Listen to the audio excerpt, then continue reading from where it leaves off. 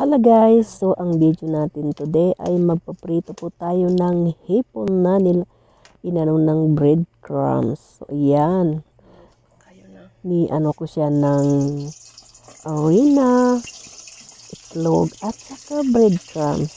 Tapos deep freezer ko muna siya kasi para in case na gusto namin kumain ng hipon na ganito ay hindi na matagalan pa at nakaprepare na agad. So ayan, nagpaprito na po ako guys ng ating hipon. Kahiligan kasi ng amo kong lalaki ang ganyan luto. Ako ay allergic ako sa ganyan.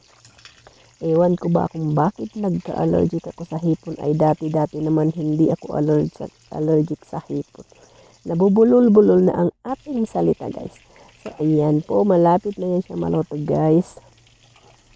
Pag magbabrown na siya ay maluluto na.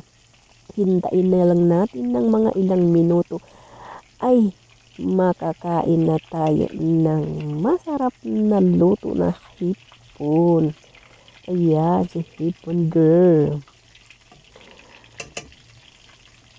Nabubulunan na ako guys.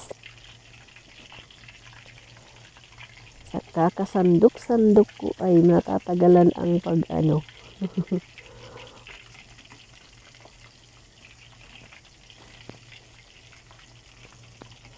Kailangan kung magprito tayo ng hipon guys ay medyo marami yung mantika niya. Kaya hanggang sabi ng amo ko, ano ba ang ginagawa namin ng amo kong babae? Nag-iinom ba kami ng mantika? Kasi pagkatapos niyan, ang mantika niyan ay itatapon na kasi hindi na pwede gamitin sa ibang luto. Ganun kami dito sa bahay kaya ang dami naming mantika. Ayan, naluto na siya guys. Ang sarap-sarap niya kasi yung ano ba, langa, ano ba tawag dyan?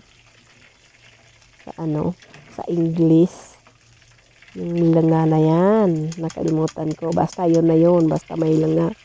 So, thank you for watching guys and God bless us. Please subscribe my YouTube channel and my page Saralan Upa.